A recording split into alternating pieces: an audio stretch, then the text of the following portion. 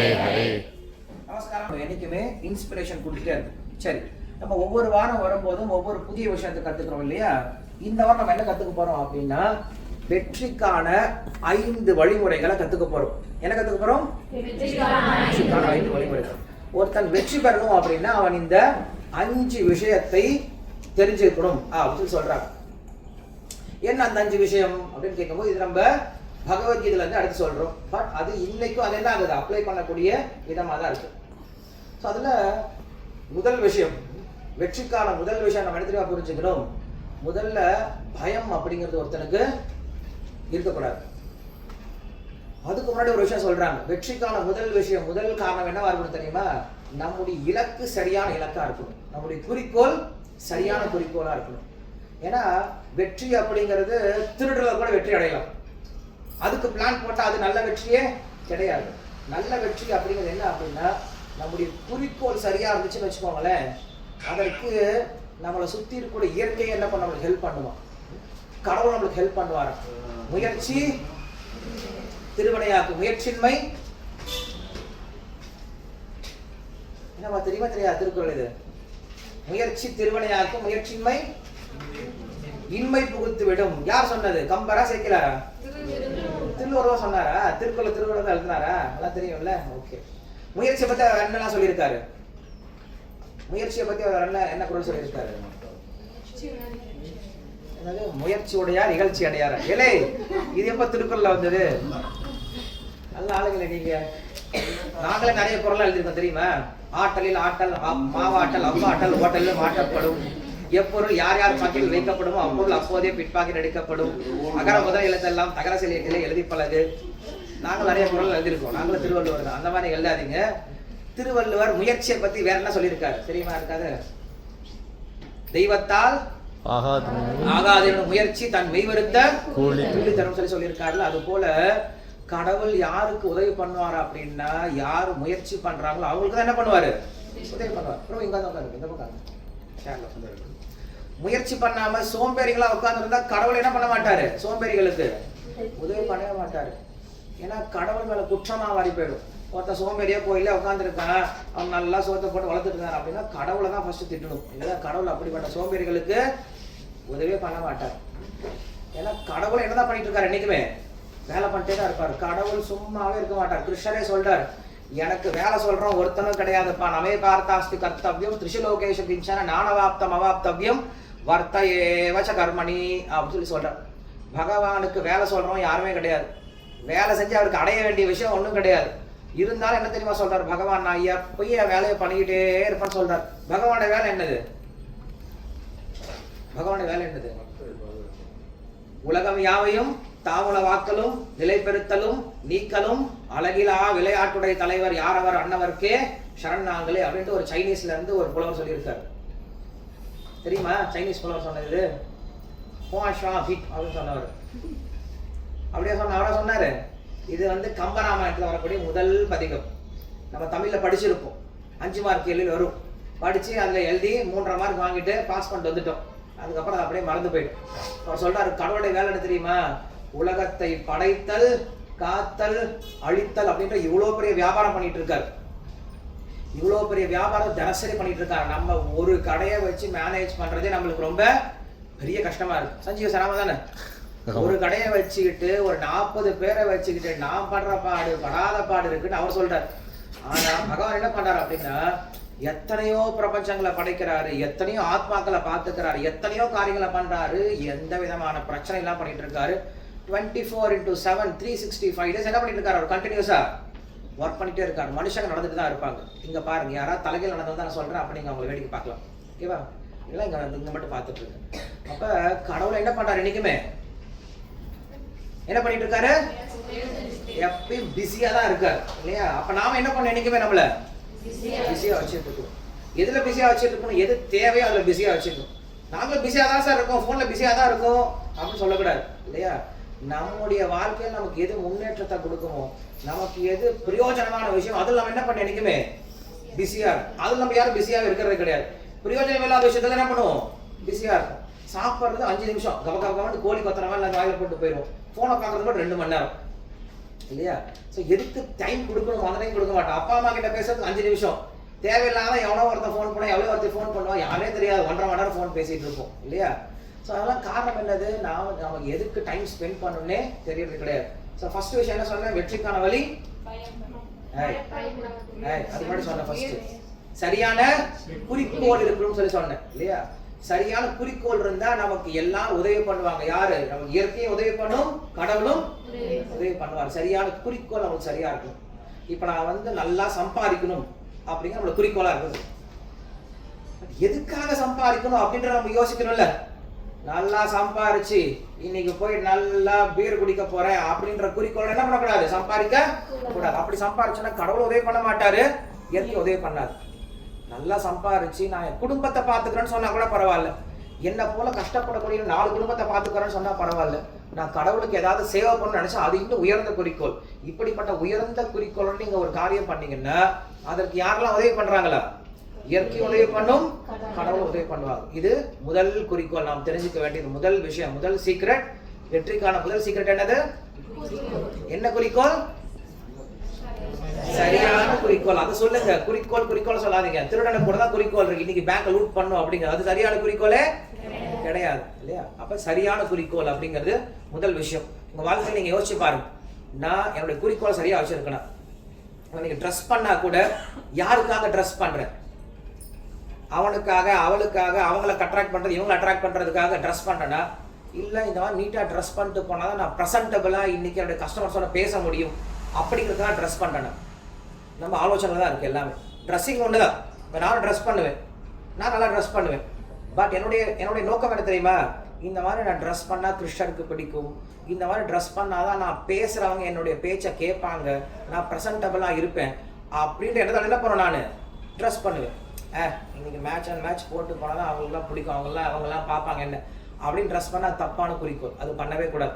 அதனால நம்மளுக்கு குறிக்கோள் அன்னைக்கு அப்படி தான் இருக்கணும், உயர்ந்த நல்ல குறிக்கோளாக இருக்கணும். இது முதல் விஷயம், வெற்றிக்கான முதல் விஷயம். 2வது விஷயம் என்ன தெரியுமா? பயம். நாம் ஒரு விஷயத்தை எடுத்துட்டோம் அப்படின்னா அதில் என்ன பண்ணக்கூடாது, திரும்ப பின்வாங்க கூடாது, பயப்படக்கூடாது. பயம் இருந்தால் என்ன பண்ணிடும், உடனே பின்வாங்கிடும். அந்த பயம் இருக்கக்கூடாது. எப்ப பயமற்ற தன்மை வரும் தெரியுமா? எப்ப நமக்கு அந்த விஷயத்தை பத்திய நல்ல நாலேஜ் இருக்கும், அப்ப நம்மளுக்கு என்ன வராது, இல்ல பயமே வராது. நாலேஜ் இல்லைன்னா என்ன வந்து உடனே நம்மளுக்கு பயம் வந்து. நம்ம கிட்ட கேட்கறாங்க, ஏமா அந்த அட்டியத்துல என்னமா ஒட்டியா என்னமா இருக்கு, அது என்ன விஷயம்லாம் இருக்கு, அவ்வளோ எவ்வளோ பவுன் போட்டிருக்காங்க, எவ்வளோ சேதாரம், எவ்வளோ கூலி, நமக்கு தெரியல. நம்ம ஏதோ பொய்யான ஒரு தகவலை சொல்லிட்டு அங்கே போயிட்டு இன்னொரு கவுண்டரில் கேட்டு விலை அதிகமாக இருந்தால் என்ன ஆகும், நம்ம கையில் நம்ம தள்ள வந்து போட்டுருவாங்க. இல்லை விலை கம்மியாக இருந்தால் திட்டுவாங்க, ஏமா இதெல்லாம் ஏமா இந்த வேலை பண்ணுறான், அவங்க ஒரு வேலை சொல்கிறாங்க, நீங்கள் ஒரு வேலை சொல்கிறீங்க, ஃபஸ்ட்டு உங்களை போட விஷயத்தை நீங்கள் தெரிஞ்சுக்கோங்கம்மான்னு சொல்லிட்டு அவங்க என்ன பண்ணுவாங்க, திட்டிடுவாங்க. அதுக்கப்புறம் ஒரு பயம் வர ஆரம்பிச்சு. அப்போ நம்ம என்ன பண்ணுவோம் அப்படின்னா, நாம் எந்த ஃபீல்டில் இருக்கோமோ அந்த ஃபீல்டை நம்ம என்றைக்கு அப்டேட்டடாக இருக்கணும். என்றைக்கு நம்ம என்ன பண்ண நாலேஜை வளர்த்துக்கிட்டே இருக்கணும். எனக்கெல்லாம் தெரியும் சார் அப்படின்னு நினச்சிடக்கூடாது. இன்னும் புது என்ன இன்ஃபர்மேஷன் இருக்குது, புதுசாக நான் என்ன கற்றுக்கணும், புதுசாக நான் எப்படி இது இம்ப்ளிமெண்ட் பண்ணணும் அப்படின்னு என்ன பண்ணோம். என்றைக்குமே நம்மளுடைய நாலேஜை என்ன பண்ணிட்டு இருக்கணும், அப்டேட் பண்ணிகிட்டே இருக்கணும். ஃபோனில் இன்றைக்கி என்ன பண்ணுறோம், அப்டேஷன் கொடுக்குறாங்க இல்லையா? இப்போ ஃபோனில் வருது அப்டேஷனில் ஃப்ரீ அப்டேஷன் அப்படின்னு சொல்லி வரும். உங்கள் ஃப்ரீ அப்டேஷன் டைம் இருக்கா அப்படின்னு கேட்கும். நம்ம அது கூட கொடுக்க மாட்டோம், டைம் கொடுக்க மாட்டோம். நைட்டு அதை என்ன பண்ணும், ஆட்டோமேட்டிக்காக ஃப்ரீ அப்டேஷன் அதே பண்ணிவிடு. அப்போ கம்ப்யூட்டருக்கும் சரி, லேப்டாப்புக்கும் சரி, மொபைல் ஃபோனுக்கும் அப்டேஷன் கொடுத்துட்டே இருக்கான். பட் நம்ம மட்டும் என்ன ஆகாமல் இருக்கோம், இன்னும் அப்டேட் ஆக அப்படியே உட்காந்துருக்கோம். மதம் உட்காந்து அப்படி இருக்கக்கூடாது. என்றைக்குமே நம்ம என்ன பண்ணிருக்கணும், எப்பயும் புதுசாக இன்ஃபர்மேஷன்ஸை அப்டேட் பண்ணிகிட்டே இருக்கணும். பிரயோஜனமான விஷயத்துக்கு அப்டேட் பண்ணிக்கணும். பிரயோஜனம் இல்லாத இன்னைக்கு எந்த சினிமா தெரியும், என்ன சினிமா ஓடிட்டு இருக்கு, எவன் கூட பேசிட்டு இருக்கான், இந்த அப்டேஷன் நமக்கு தேவையில்லாத அப்டேஷன். எது தேவையான அப்டேஷன் அதை பண்ணுங்க. 2வது விஷயம் என்ன விஷயம் இருக்கக்கூடாது, நம்மளுக்கு பயம் இருக்கக்கூடாது. பயம் எட்டத்தன்மை எப்போ வரும், நாலேஜ் நம்ம இன்க்ரீஸ் பண்ணும்போது நம்மளுக்கு பயம் வரவே வராது. இது 2வது விஷயம். 3வது விஷயம் என்ன தெரியுமா சொல்றாங்க, உங்க கூட இருக்காங்க இல்லையா, ஒர்க் பண்றாங்கல்ல, அவங்களை பார்த்து நீங்க அவங்க சந்தோஷப்படும் போது, அவங்க வெற்றி அடையும் போது நீங்க என்ன பண்ணும், அவங்களை அப்ரிஷியேட் பண்ணும். ஒருத்தவங்க உங்களோட நல்லா பெட்டரா பண்றாங்க, நல்ல குவாலிட்டி இருந்துச்சு, என்ன பண்ணுங்க, அவங்கள போய் அப்ரிஷியேட் பண்ணுங்க. வெரி குட், நல்லா பண்றீங்க அப்படின்னு சொல்லி அப்ரிஷியேட் பண்ணுங்க. இதுவே அவங்க கஷ்டப்படுறாங்க அப்படின்னா, ஒன்றும் இல்லப்பா, அதெல்லாம் ஒன்றும் பயப்படாது, சரி எல்லாம் சரியா போயிடும், சரிப்படுத்தலாம், ஹெல்ப் பண்றோம் அப்படின்னு என்ன பண்ணுறாங்க, நம்ம சப்போர்ட் பண்ணும். ஆனா நம்ம என்ன பண்றோம், அதுக்கு ஆப்போசிட். இவன் எப்படி நீ இவ்வளோ வித்தான், இவளுக்கு மட்டும் எப்படி நீ கிடைச்சது, இது எப்படி கிடைக்கக்கூடாது அப்படின்னு நினைக்கிறது, வயிறு எரிகிறது இல்லையா. கஷ்டம் வரும்போது நல்லா வேணும், தேவைதான் அவளுக்கு. நான் தான் அப்பயே சொன்னேன்ல, இதெல்லாம் இப்படி தான் முடியும் இந்த கேஸெல்லாம், இப்படி நினைக்கக்கூடாது.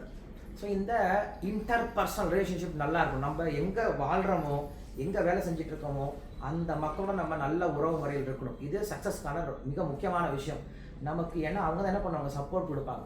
நல்ல சப்போர்ட் இருந்துச்சாலும் நம்ம சக்ஸஸ்ஃபுல்லாக வந்துடலாம். ஏன்னா நம்ம எப்பயுமே வெற்றி அடையணும்னு சொல்ல முடியாது. ஒரு சில சமயம் என்ன ஆகும், ஸ்லிப்பரி வரும் இல்லையா, ஏதாவது சின்ன ஜர்க் வரும். அப்போ நம்மளுக்கு பின்னாடி யாராவது என்ன பண்ணும், பேக்கப் பண்ணி நம்மளை தட்டி கொடுத்துட்டே இருக்கணும். நம்மளை எப்போ பார்த்தாலும் ஒருத்தன் குறை சொல்லிக்கிட்டே இருக்காங்க, நம்மளை திட்டிக்கிட்டே இருக்காங்க, நம்ம மேலே பொறாமப்பட்டே இருந்தால் நம்மளால வெற்றி அடையவே முடியாது. அது பெரிய டிஸ்டர்பன்ஸாக இருக்கும் நம்மளுக்கு. கண்ணடி பட்டாலும் கண்ணடி படக்கலாம் சொல்லுவாங்கல்ல, அது போல் வயிற்றறிச்சல் யாருனாலையும் படவே கூடாது. நீங்கள் யார்கிட்டையாவது நல்ல குணத்தை பார்த்தீங்கன்னு வச்சுக்கோங்களேன், அந்த நல்ல குணம் உங்ககிட்ட வந்துடும். அதே போல் நீங்கள் யார்கிட்ட கெட்ட குணத்தை பார்த்தீங்கன்னா அதே கெட்ட குணம் உங்ககிட்ட வந்து. நம்மகிட்ட யாருக்கும் நிறைய கெட்ட குணம் இருக்குது, இன்னும் வேணுமா புதுசாக சேர்த்துக்கணுமா, என்ன சேர்த்துக்க தேவையில்லை. அப்போ என்ன பண்ணக்கூடாது, மற்றவங்ககிட்ட ஏதாவது ஒரு சின்ன நல்ல குணம் இருந்தாலும் போதும், அந்த சின்ன நல்ல குணத்தை பார்த்து அப்ரிஷியேட் பண்ணுங்க. இவங்ககிட்ட நல்ல குணம் இருக்கு, எனக்கு அந்த குணம் வேணுமே அப்படின்னு யோசிங்க. அவங்க கிட்ட கூட கெட்ட குணத்தை என்ன பண்ணாதீங்க, பார்க்க வேண்டாம். அது அவங்க பார்த்துக்கிட்டும், அவங்களோட அத்தாரிட்டி பார்த்துக்கிட்டும், நம்மளுடைய வேலை அது கிடையாது. நம்ம என்ன பண்ண என்றைக்குமே நல்ல குவாலிட்டிஸை மட்டும் பாருங்க. அதை பார்த்தீங்கன்னா அந்த குவாலிட்டி உங்களுக்கும் வர ஆரம்பிக்கும், உங்களுக்கு சப்போர்ட் வர ஆரம்பிக்கும். ஸோ என்றைக்குமே நீங்கள் மற்றவங்களுக்கு சப்போர்ட்டிவாக இருந்தால் தான் உங்களுக்கு என்ன பண்ணுவாங்க, மற்றவங்க சப்போர்ட் பண்ணுவாங்க. மற்றவங்க வெற்றி அடையும் போது நீங்கள் என்ன பண்ணிருக்கணும், வெரி குட் சொல்லியிருக்கணும். ஏன்னா நம்ம வெற்றி அடையும் போது நம்ம என்ன நினைக்கிறோம், நம்ம எல்லாருமே பாராட்டம் நினைக்கிறோமா இல்லையா. புது ட்ரெஸ் போட்டு என்ன நினைக்கிறோம், எல்லாரும் நம்மளை பார்த்து இன்னைக்கு நல்லா இருக்கே ட்ரெஸ்ஸு, எங்கே வாங்கினேன்னு சொல்லணும்னு நினைக்கிறோமா இல்லையா. ஆனால் ஒருத்தரும் சொல்ல மாட்டேங்கிறான். ஏன் சொல்ல மாட்டேங்கிறான், நம்ம யாருமே சொன்னதே கிடையாது. மற்றவன் ட்ரெஸ் போட்டவன் நம்ம எங்கே சொல்லியிருக்கமா, நல்லா இருக்குன்னு சொல்லியிருக்கமா சொல்கிறதுக்கு நம்ம சொல்லவே மாட்டோம். மற்றவங்க கிட்ட மட்டும் எதிர்பார்ப்போம், அது பண்ணவே கூடாது. அப்போ இன்டர்பர்சனல் ரிலேஷன்ஷிப் இருந்தால் தான் நம்ம இங்கே என்ன பண்ண முடியும், ரொம்ப ஸ்ட்ராங்காக ஒர்க் பண்ண முடியும் நம்ம ஒர்க் கல்ச்சர்.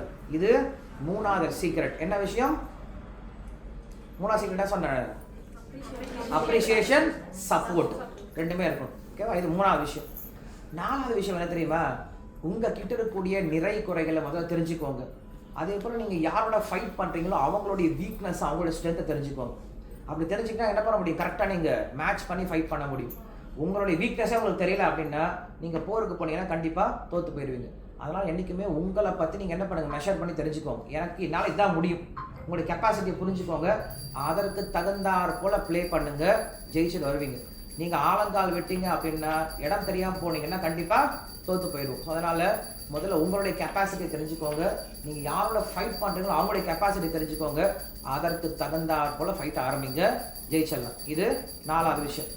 ஃபர்ஸ்ட் விஷயம் என்னது, சரியான குறிக்கோள். ரெண்டாவது பயமற்ற தன்மை எப்போ வரும், நாலேஜ் வரும்போது. மூன்றாவது என்னது, சப்போர்ட் அப்ரிசியேஷன். நாலாவது என்னது, நிறை குறைகளை தெரிஞ்சுக்கணும், நம்மளுடைய ஸ்ட்ரென்த்தை நம்ம தெரிஞ்சுக்கணும். அஞ்சாவது ரொம்ப முக்கியமான விஷயம், இது நாலும் நம்ம கையில் இருக்கு, ஆமாவா.